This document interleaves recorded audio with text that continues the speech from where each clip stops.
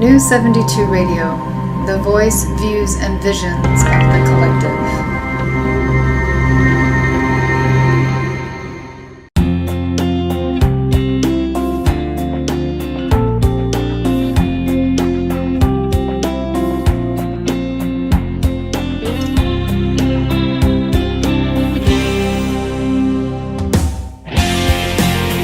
This is Mary Berger with ComputerDiva, and we are live on Facebook, so my screen indicates to me. So thank you all for joining me tonight. I see we have some people in the chat room already. Hey, Beth, thanks for joining us. So my name is Mary Berger, my company is ComputerDiva, and this is Diva Talk, where we go live every other Thursday night on Facebook and the Zoom platform, and we talk about all sorts of things in relation to technology. So it's been a while since we've done one of these shows. I think it's been a month, maybe 6 weeks. I can't remember. I know that there was a point when Kelly was on vacation, and Kelly is the producer of this show from New 72 Media, and she works behind the scenes to put this show together, and she does a flawless job, but I know she was on vacation. And then 2 weeks ago, we were actually going to do the show, and I can't remember why, but the day before I decided the show couldn't go on. There were some issues in my life that were preventing me from doing it. And it turned out that it was probably a good thing that I postponed it, because 15 minutes before the show was due to go live, if we had done it, I lost power at my house. And I never would have been able to recover all my technology in time for the show to go live. So if you haven't seen us live for a while, that is why. It's just summertime happenings that have been taking place. So like I said, New 72 Media are the producers of this show. Kelly Lair is the genius behind the scenes, and we thank you for watching and attending. And we have a lot to talk about tonight. So the first thing I want to talk about is maybe just some little pieces of news that I've been gathering over the past couple of weeks. The first one has to do with Consumer Reports. I kind of follow that organization, and I'm a subscriber to Consumer Reports. And they recently came out in the past week or so basically saying that they are no longer recommending the Microsoft Surface tablet. It has poor long-term reliability. They've been polling their readers, and they spend a lot of money doing that, gathering data from their readers and figuring out which products out in the real world really work long-term and which ones don't. And so Consumer Reports is now saying, we don't recommend you buy the Microsoft Surface tablet. It actually has a do not buy. So I have never been a fan of the Surface or the Surface Pro. I think it's a great idea, but the screen is way too small for anybody to really use it meaningfully.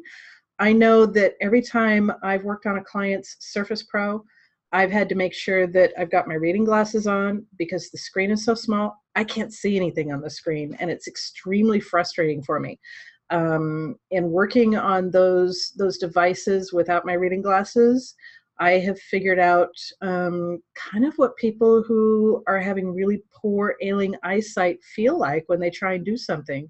It's frustrating because you can't see what's going on. So, you know, Microsoft will probably need to go back to the drawing board and figure out what they're going to do. I think they should stick with the operating system software and not try and do hardware, because traditionally they've never done a very good job at it. Leave that to Apple, and leave that to the Android devices, those people who do a really good job with Android devices. I have an Android device that I love. I don't use it much, but I love it. So leave it to those folks. The next piece of snippet of news that I want to briefly mention is with what happened over the weekend in Charlottesville, Virginia. After that happened, Apple CEO Tim Cook, I think the figure I heard was he decided as a company to pledge $2 million towards fighting hate crimes, which I think is awesome. And I know he'll follow through with it, and it will probably end up being a whole lot more money than $2 million, because in terms of Apple, that seems kind of low. But I'm curious to find out what they're going to do with that. In conjunction with that, we all know that after what happened over the weekend, that a lot of the CEOs that were members of the business committees, there were a couple of business and technology committees that were working with President Trump. They kind of pulled out of the committees, and then President Trump decided to just ceremoniously disband the committees altogether. So we'll see what happens, but a lot of people in the technology field are kind of pulling away from those types of committees where government is involved. So kudos to Apple CEO Tim Cook for pledging that money to fight the hate crimes.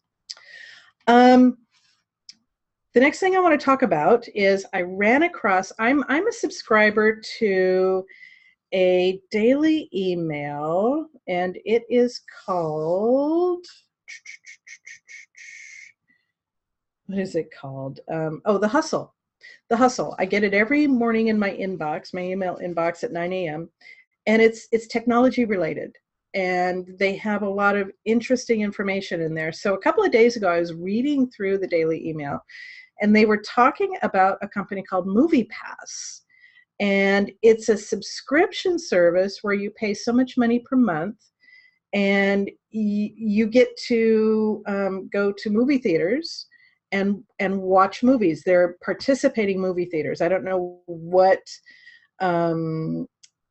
movie theater companies are participating, whether it's Regal or whatever. I don't go to a whole lot of movie theaters there, so I don't know a whole lot about the different companies, but they are now, they have slashed the subscription fee. Let's see, it used to be $30 a month, and you could see one movie every 24 hours. That's a heck of a deal for $30 a month. Even if you go to, one movie a week, you're getting your money back on that. It all depends on what movie chains participate, but they have now slashed that to $10 a month. And for that $10 fee, you get to see one movie in a participating movie theater every 24 hours. So if you were to see a movie every day for 30 days at $9 per ticket, that's $270 worth of movie tickets that you're getting for $10. Not too many people are going to do that, but like I said, one movie a month or one movie a week, and you have more than paid for that monthly subscription. Of course, why are they doing this? Apparently they don't have too many subscribers right now, so they're trying to increase their number of subscribers from the thousands into the millions.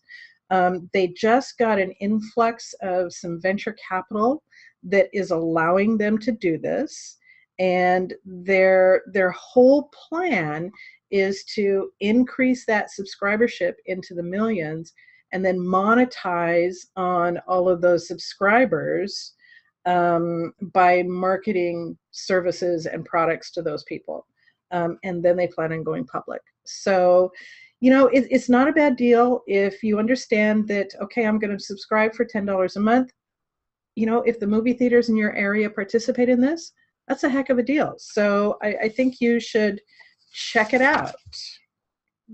Gone with page one. Okay.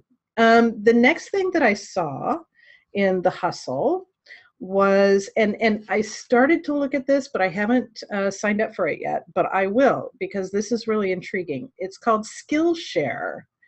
And Skillshare is a company that has all sorts of video training programs. They're online video classes, and you subscribe for $8.25 a month if you pay on an annual basis. If you go month to month, it's $15 a month. So anyway, like I said, it's unlimited online video classes. They currently have about 3 million members, and they have all sorts of subject matter, pretty much anything you could probably think of. and they're just really concise, well-planned video classes. I don't know how long they are, but I would have to say, you know, if I were to guess, maybe a half hour per class. They, like I said, all sorts of different topics: marketing, design, entrepreneurship, you know, just about anything you can think of that you might want to learn about. And so, like I said, $8.25 a month if you pony up for an annual subscription, or $15 a month. That's not a bad way to get a little bit of education. So anyway, Skillshare, I believe their website is Skillshare.com. So that's kind of a cool offering.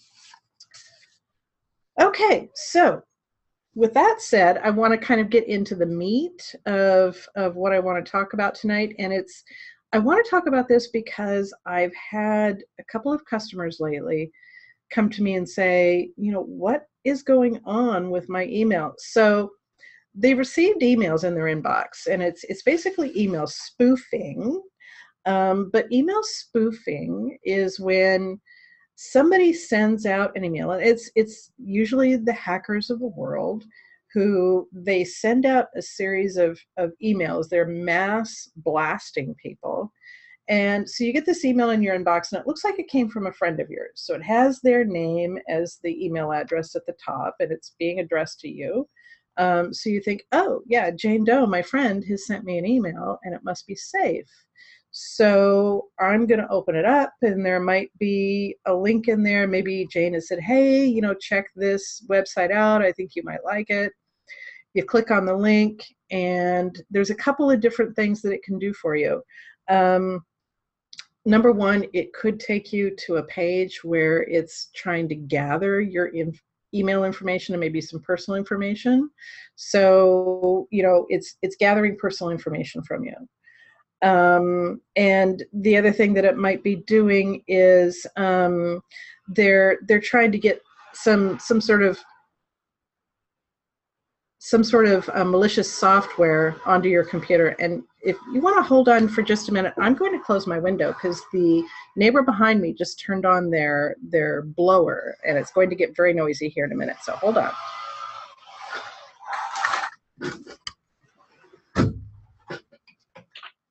Thank you. The joys of broadcasting live. It's going to get a little warm in here in a minute, but that's okay. That's just me. So anyway, so they may be putting something malicious on your system, so that the link in the email may be linking you to a malicious site that behind the scenes, without you knowing it, is downloading something onto your system. So the whole idea of spoofing is they're spoofing your email address. They're copying it. They're faking it. They're making people think that the email they're sending out is legitimate, that it came from a friend of theirs. How did they get your address in the first place to send you that email? A couple of different ways. Maybe you received an email with a phishing link, and you clicked on that link, and now they've got your email information. The other way that this used to be really, really common. Remember way back in the day when we all used to forward all these email jokes around to everybody? Well, that's the other way that they can kind of get your email information is, so say maybe a friend of yours received a joke email and decided, hey, this is really funny. I'm going to send it to 50 of my closest friends. They click on the little forward button, and they put all their friends' email addresses in there, and maybe they don't even do a BCC. They just do a CC for a carbon copy instead of the blind carbon copy. And somebody on that list receives the email, and they've already got a virus on their system that's taking a look at their email and kind of farming stuff that comes in. Now they see those 50 email addresses in this spoofing email. Now they've got 50 more addresses on their list that they can send spoofing email to. So none of it is, what should I say? None of it is legitimate. None of it is good for you. They're always looking to do something harmful, to mine some information from you or mine some information from your computer. So how can you protect yourself? Really simple. Make sure on your email client that you're using your spam filters, that as spam comes into your inbox, you're marking it as spam. And when you go into your spam folder, I would check that out on a regular basis. Number one, just to make sure that legitimate email is not being marked as spam. But then go into those spam folders and take a look at that email, and never click on any links in those spam emails, because that is, the first way that you're going to get marked for it. And don't download anything from a link in those emails. So just, make sure that you're watching those folders carefully, and that if any spam does come into your inbox, you're immediately marking it as spam and putting it in those spam folders. All of your email clients will give you the ability for that, whether it be Thunderbird or Outlook on the desktop, or whether it be your web-based email through Comcast/Xfinity, Google, Frontier, Yahoo, AOL. They all have the ability to allow you to mark your spam as spam and not have it come into your inbox anymore. So just be very vigilant and very careful about that. And the last thing is, you might want to learn how to read your email headers, and this gets really technical, but every email client allows you the ability to see the header of an email. And the header of the email is like the roadmap behind the scenes of where the email originated, how it traveled through the internet to get to you, what the original subject line might have been. It will have the IP address of the sender. And if you kind of learn how to read through those, it kind of gives you a little bit of a clue as to what's going on. Now, typically what happens with my clients is they'll forward me a copy of the email if they're suspicious about it, and they'll say, hey, can you check this out? So then I'll connect to their computer and I'll take a look at the email header, and we'll kind of walk through it together, and we'll try and figure out, okay, what's going on here. I've had 2 of those this week already. And your best bet is to just make sure those emails go into your spam folder, and then just make sure you delete your spam folder every so often. So I know a lot of my clients will receive email like this, and they'll immediately equate this spoofing activity as being hacked. And being hacked is a term that probably isn't used properly. A lot of my clients will just say, no matter what happens, they'll say, I've been hacked. My computer's been hacked. My account's been hacked. My life's been hacked. They've been hacked.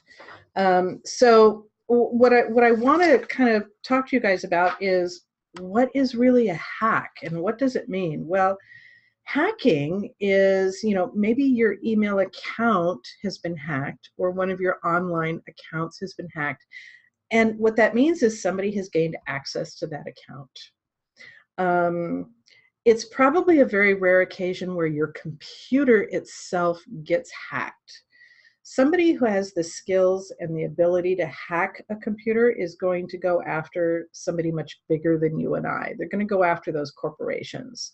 There's not a whole lot to be gained by hacking your computer.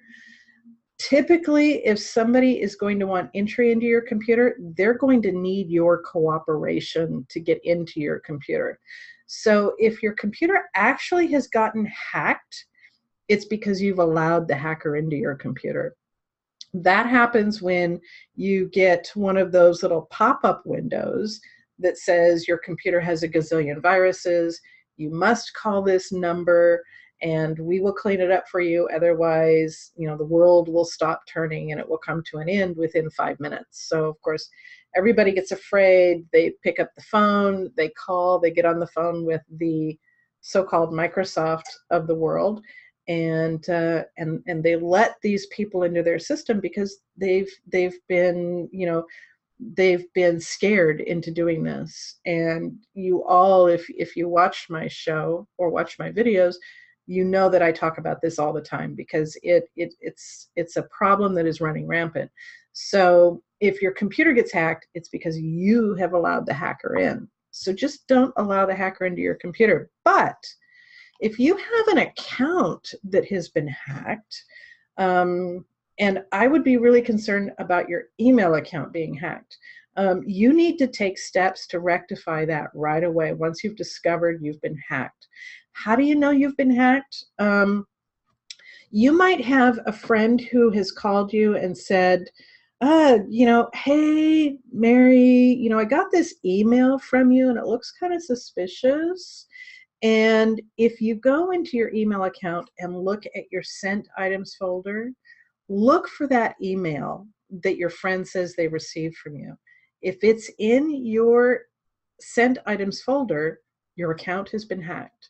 It means that somebody has gotten into your email account, whether it be frontier.com, AOL.com, gmail.com, yahoo.com. They've gotten into your web account and they've sent out email to your friends. And so it definitely did come from you. If you see that sent email in the sent items box, you know you've been hacked. So what do you do when you discover that? And let me backtrack before I talk about that. So if you don't see email in that sent items folder, chances are it's a spoof email and not a hacked account. There's a big difference between the two. So the spoofed email is the hackers of the world are just using your email address. They've got the software that enables them to send email as you, but it's going out through their own email servers that they've got set up. Hacking is email that actually goes out of your email account. So if your email account has been hacked, you know it because in your sent items folder, you see that sent email. So glad I clarified that. So what do? The first thing that you're going to do is you're going to set up a new email account from a different domain. So if it's a Gmail account that's been hacked, go into your internet provider or go to Yahoo. As much as I hate Yahoo, I probably don't want to recommend Yahoo because they are notorious for their entire systems being hacked and email addresses being stolen. But do it from a different provider if you possibly can, but set up a second email address. And that's for recovery. The next thing you want to do is you want to go into, before I do this, when you set up that email account, make sure you set up a recovery method and you use a phone number, maybe your cell phone number, as a recovery method for the email password. So set up a new email account, use your cell phone as a recovery method for the email password. Turn on two-factor authentication. And what is two-factor authentication? All websites are starting to use it now, and it's really important that you set this up. So two-factor authentication says that if somebody gets your email password, so they've gotten your Google email address and now they have your password, from their computer, they're trying to log into your account. Well, the two-factor authentication says, oh, hey, wait, this computer has never logged into this Gmail account before. We'd better send a text message to the owner of that email account with a code. And that code will need to be put into the screen where the user is trying to log in. So that pretty much eliminates the hackers and the strangers of the world from being able to log into your account, unless, of course, they've stolen your cell phone. And then you have even bigger problems. So two-factor authentication is really important for you to set up on your email accounts. So then once you've got all this set up, then you need to be going to all your other web accounts. And I would start with your financial institutions and start changing the email address on those accounts to the new email address. Because if the hackers have gotten your email address and your password, they can then go to all the websites that you use that email address on and say, oh, I've forgotten my password. Can you send me an email with the code so that I can change my password? Now they're getting into all your other websites. and you kind of see how this kind of rolls, it can be really, really dangerous. Your email account is the most sensitive account you probably have besides your banking accounts, and you don't want anybody to gain access to that account, because then they'll slowly be able to get access to all of your other accounts. So once you've been hacked, I'm just going to review this one more time. Create a secondary email account. Use your cell phone number as a recovery method from this account. Turn on two-factor authentication, then log into all your other web accounts and switch that email address over to the new one. It's a lot of work. I would seriously sit down and cry if I had to do that. With all the various websites I log into, it could be disaster. So, so that's the difference between spoofing and hacking. I hope it made sense. And if anybody has any questions on that, feel free to let me know. I am not tuned in here to the Facebook Live page, so if you're posting questions there, I don't see them. But if somebody does post a question, Kelly will let me know. I'm sure she will, because she's just so good that way. The next thing I want to talk about is we have a major celestial event coming up this Monday, August 21st. And if you haven't heard about it, you've been hiding in a hole, in a cave somewhere. But it is the full solar eclipse. So that's this Monday, August 21st. And it's a major event. Now, we're seeing crazy things happen already. There is the line of totality, which crosses the country, and it starts at the Oregon coast, and it kind of crosses down over the country and kind of meanders its way south. So if you're in the line of totality, you will see the full solar eclipse. Where I am here in Vancouver, Washington, I think I'm going to see 98-point-something% full solar eclipse, which is good enough for me. I had originally been invited to a friend's house in Central Oregon to view the eclipse, but after hearing the news talk about traffic issues, I decided I'm not going to do that. I didn't want to be stuck in Central Oregon on Monday and not be able to get back to my office to service my clients by Tuesday morning. I just knew it wasn't going to happen. So I am hunkering down at home, and I am going to watch the partial eclipse from here, even though it's almost a full solar eclipse. Okay, we have a few questions in the chat room. I've got a couple of questions here. Okay, so I'm going to address them both. I'm going to put the eclipse talk on hold for just a moment. I'll get back to it. So the first question here is, are all internet browsers the same, or are some better than others? And what's my favorite? Awesome question. I don't know who asked that. Oh, it was Beth. So they are not all the same. They all achieve the same effect. Your internet browser allows you to open up the browser, go to web pages. That's their function, and that's what they do. They all have different levels of security. They're all getting better. Internet Explorer, the current version is 11. Microsoft Internet Explorer comes built into all computers, and it's been around for years, is probably the worst browser. And I would urge anybody not to use it. Now, I have a lot of clients who still use it, especially in the insurance industry, which has been a huge focus of mine because I was in the insurance industry for a long time. Insurance carrier websites are notorious for working best in Internet Explorer and not other browsers. So sometimes the website you're going to works best in Internet Explorer, other times it works best in a different browser. My favorite, which has been my favorite for a couple of years now, is Google Chrome. I think it is a lot more secure than the other browsers, and it just runs faster. And I like Google Chrome because I sign into it with my Google account, and then I can share my browsing history, my bookmarks, my favorites amongst all my other devices. So I've got a very definite set of browser favorites, website favorites that I've got in Google Chrome, and I can open it up on any computer, and I've got all the same favorites in my favorites bar.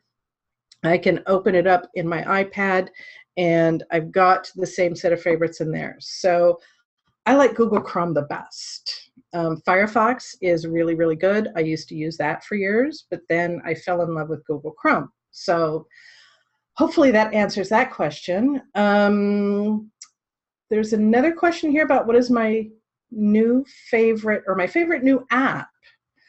My favorite new app. Okay, so I'm going to open this up and show it to you.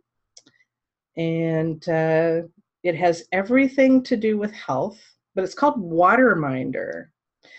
And oh, this can be embarrassing because as you go through your day and you drink your water, you go into the Waterminder. Let's see if, oh, the light might not be good enough here. Anyway, it shows a human form here. And as you drink water, you tap on this little plus down here, and you say, oh, I just drank, 8 ounces of water. I just drank 17 ounces of water. You can even change the type of liquid. You can change it to coffee, tea, carbonated water, coconut water, skim milk, hot chocolate, soup, even beer and wine, and the general category of liquor. And as you increase your ounces, it will show the blue water line starting at your toes, and as you increase your ounces, it kind of goes up to your head. Once your entire body is blue, you've drank your quota of water for the day. And my very good friend Amy, who is an accountability partner for me, we meet every Friday morning. We talk on the phone, and we help each other stay accountable for certain goals for the week. And she is studying to be a nutritionist, and she has recommended that we should drink, let's see, half our body weight in ounces every day in water. So I have a goal, and I've plugged it into the app. So by the end of the day, by the time I go to bed, my head better be blue. And if I haven't had any water or reported water in a while, it will give me a notification, and the sound for that notification is water being poured into a glass, and it makes me thirsty, so that keeps me motivated to drink more water. But I haven't recorded much water today, but I have to be accountable to Amy for that tomorrow. So I will be drinking lots of water after this show. So thank you for asking about my favorite new app. Will the eclipse affect internet connectivity? Great question. So let's get back to the eclipse stuff here. So yeah, it possibly could. They've been talking a lot about during the eclipse, make sure that, you might lose cell phone coverage because there are going to be so many people in the 70-mile wide range of totality who, they're all gathering along this swath across the country, that the cell phone towers may not be able to keep up with that. So getting internet access on your cell devices in that swath of totality could be problematic. Don't know if it will really affect your land internet lines, like your cable internet or your DSL lines. Possibly it could. I guess we'll find out on Monday, but be prepared to maybe lose your internet access. Be prepared to lose your ability to make phone calls, because it's going to be amazing. So anyway, what I was talking about when we were talking about the eclipse was that in this path of totality, people are coming into these areas in droves. I know that where it starts in Oregon at the Oregon coast, the place where it's going to be total is down in Salem, Oregon, and about 70 miles wide. and it's going to go through the central part of the state, which is your Bend, your Black Butte, Brasada Ranch. It's going to be Sisters, that whole area. People are gathering there in droves, and they're already showing on the news here that lines of cars 15 miles long being stuck in these traffic jams, gas stations that are running out of gas, and they've got big tanker trucks delivering every night to keep up with the demand. And they're saying if you are driving on the road towards a location to view, for instance, like a 2-lane road, you have a right lane and a left lane. If you're in the right lane, try and keep as far to the shoulder as possible as you're crawling along, and the left lane, try and keep as far as possible to the left shoulder. So that will leave kind of a path in the center of the 2 lanes for emergency vehicles to get through in case of an emergency. There are also fires in Central Oregon right now that they're bad. And we've got all these people rushing to Central Oregon to view this eclipse. And we've got these massive fires going on, and there's evacuations taking place. And I'm kind of following that on Facebook. A friend of mine, his mom lives up there, and they're evacuating, and it doesn't look good. So please, during the eclipse, be very mindful of emergency vehicles and their ability to get through. Don't just pull off to the side of the road at the time of the eclipse to view it. Make sure you try and get to a designated viewing spot, wherever it is, your destination. Try and get there. So, they're talking about the eclipse, and I have my eclipse glasses here. A client gave me these glasses, and they're safe, it says here on the back, safe for direct solar viewing. Now, I know that it has an ISO number here on the inside. It's got this little ISO number, and they say if your eclipse glasses has this ISO number, that they're safe for viewing.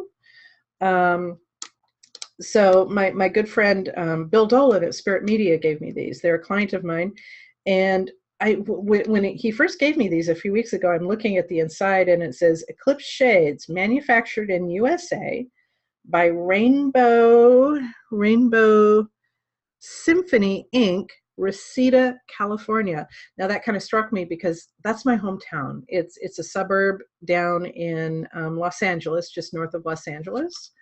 My mom and her siblings grew up there. I grew up there, and so it's kind of interesting that I got eclipse glasses from my hometown. So anyway, make sure that if you're going to view the eclipse, that you wear your glasses and make sure they're snug. Please don't try and just look at the sun with your bare eyes. It's not worth it. If that's what you're thinking you want to do, just don't. Watch it on TV if you really want to watch it. Do not take photos of the eclipse with your smart device. We don't know what kind of damage that sun will do. And it's interesting because, my mom has been saying for a few weeks that, when the eclipse takes place, that we need to make sure the dogs are in the house, that they're not outside. And I kind of, brushed that off and thought, oh, that's just crazy. Well, I was reading on the internet today that pets will react to the eclipse in a weird way. I mean, all of a sudden we've got total daylight in the morning, and then all of a sudden it goes dark, and the pets kind of freak out. They don't know what's going on. So, and from everything I've read on the internet, they say, make sure your pets are indoors. So, okay, Mom knows better than I do, and I'm going to give her a lot of credit for that. So thanks, Mom, for bringing that up. I never would have researched that, and I would have taken my dog outside and said, hey, let's go view the eclipse. So now I won't do that. One of the things that you might want to do when you're not looking at the sun, just kind of be observant of everything around you, because you're going to be able to, in a very short time, observe a sunrise and a sunset. The eclipse will give that whole 360-degree view for you. look at that beauty. Just look at that beauty. And like I said, don't try and take pictures. There's a lot of professional people out there, believe me, who are going to be taking tons of photos of the eclipse, and you'll be able to see them on the internet. You'll be able to download them. You'll be able to show them to your friends and say, hey, look at the picture I took. Just kind of enjoy it. Just enjoy the process.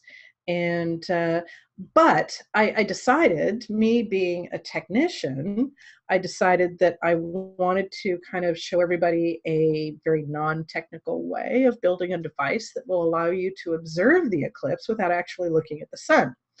And I remember doing this in, I don't know, maybe second or third grade.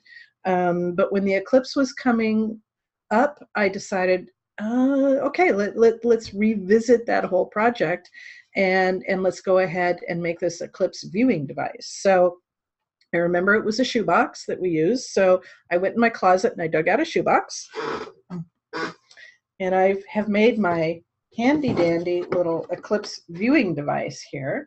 So I've got this shoebox, and the first thing you want to do is, I'll take off the lid here. You want to cut a hole in the front that's maybe an inch square. And let's see if we can see the other side of it over here. See that hole that I've kind of, yeah, there, we can see it's an inch square hole that I've just cut. And I've taped a piece of aluminum foil over it. And then from the back side, you're supposed to take like a straight pin and just punch a little hole in the foil. Now, yeah, I kind of rushed through this, and I punched a hole with the knife that I used to cut the square in the box. So the hole is too big. Before Monday, I'll replace this foil with a new piece, and I'll put a proper hole in there from the other side. So the whole premise is you're going to hold this up to the sun, and the sun will get through this little hole, and it's actually going to be projected onto this white piece of paper that you're going to paste on the back of the box. So when you're viewing the eclipse, you've got your hole here where the sun will enter. It's projecting to this white piece of paper here at the back. Your lid is going to be closed. You want to make sure that you definitely have a lid. And then what you're going to do on the side of the box here, you're going to cut out your little viewing hole. So when the eclipse actually comes, you're going to take the foil, you're going to put it over your shoulder, pointing it towards the sun. And so that the sun is going to go in through this little hole in the aluminum foil here, and it's going to project on that white piece of paper at the back. Your viewing hole is here, and you're actually going to view the eclipse here. And you're going to see that white piece of paper in the back. You're going to see the sun actually projecting the shape of the sun onto that white piece of paper, and you're going to see the whole eclipse. Kind of a cool little way to view the eclipse. And, like I said, I remember when I was a kid, we made these in school, and it was a little science project, and there must have been an eclipse. This would have been back in the, maybe late 60s, early 70s. So there must have been an eclipse taking place, and so that was our little science project. So between my eclipse glasses and my non-technical eclipse viewing box, I'm all set for Monday.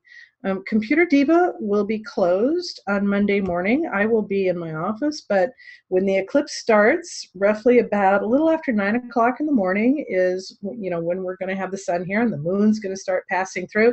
So it's going to take a couple hours to get all the way through, and it's going to be about, I think, 10:19 in the morning when the moon will be directly between the sun and the earth, and we'll just have that little, halo around the moon, which is the sun kind of in back of it, and it will be totally over and complete, they say, by 11:38 in the morning.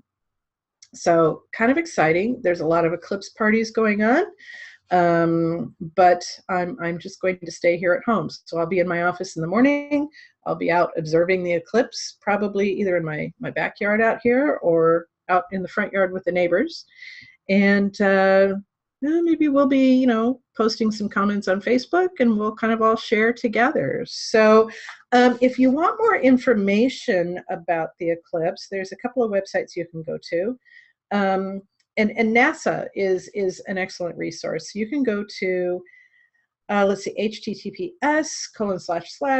eclipse2017.nasa.gov. There's going to be tons of information on the NASA website about the eclipse, weather-related, traffic-related, education information, safety information.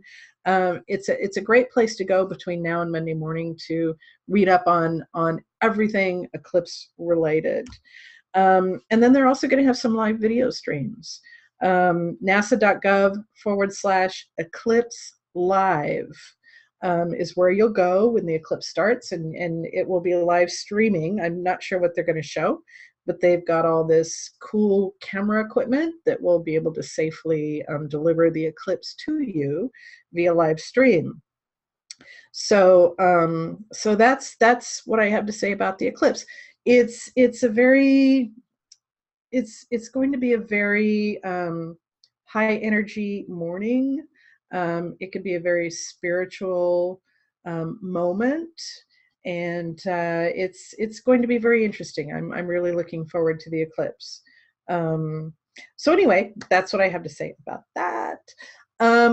So for all of you who have listened to me for a while, you know me, you're maybe clients of mine, you know that about 14, 15 months ago, I came out with my Diva Care product. And for the first 12 months, I had one product to offer. It was called Diva Care. That's all, Diva Care. Managed maintenance for your computer included your antivirus software, your anti-malware software, weekly tune-ups on your computer, weekly cleanups, alert monitoring, basically anything that took place on your computer. We could monitor, we can quickly get in, and if your computer had an issue, we could fix it. Well, we've evolved, and that is still our flagship product. It is, my favorite of all the products, because it also gives you, with all of that stuff for $33 a month, it gives you unlimited remote support for your computer. So all you have to do is call me, send me an email and say, hey, this is going on. Can you hop on my computer and fix it? Yeah, absolutely. We can do that. And we've got tons of clients on that product, and it's going great. They love it. And I thank all of them for being such loyal clients and supporters of Diva Care. On June 1st of this year, on the 1-year anniversary of Diva Care, I came out with several new products. Of course, a couple of months prior to that, I came out with my online calendar, and that has been working beautifully. Tons of people are utilizing that to set up appointments with me. It saves a lot of time, no more back and forth via email or phone call trying to set up a good day and time between me and the client to do my appointment. And if you want, when you set up the appointment, you could pay for it at that time as well. You have the ability, when you set up the appointment, you can say, yeah, I'm going to pay for that hour now. And if the appointment runs an hour and a half, then we settle up at the end of the appointment. So the other products that I came out with, excuse me, are Diva Care Lite and Diva Care Free and Diva Care Managed Antivirus. And the really nice thing about these products, of course, Diva Care Free is my Diva Care software that goes on your computer. It monitors your computer for major alerts. And if anything happens on your computer in these alert zones, I get a text message that says, hey, something's happening with Jane Doe's computer. Let's pay attention to it. Let's be proactive and fix it. It's totally free. And it also gives you a 5% discount on remote support. So there's absolutely no reason not to have Diva Care Free. It's you save money. Free saves you money. The Diva Care Lite is an addition to that, where you also get monitoring of the software alerts and hardware alerts. You get software updates for up to 35 different third-party products, such as your Adobe products, your Java products, your WinZip products, your 7-Zip products, up to 35 different products. All your browsers, Chrome, Firefox, all of those will be updated for you. It gives you a 10% discount on remote work, remote maintenance work. And then the major runaway hit out of my line of Diva Care products has been my managed antivirus.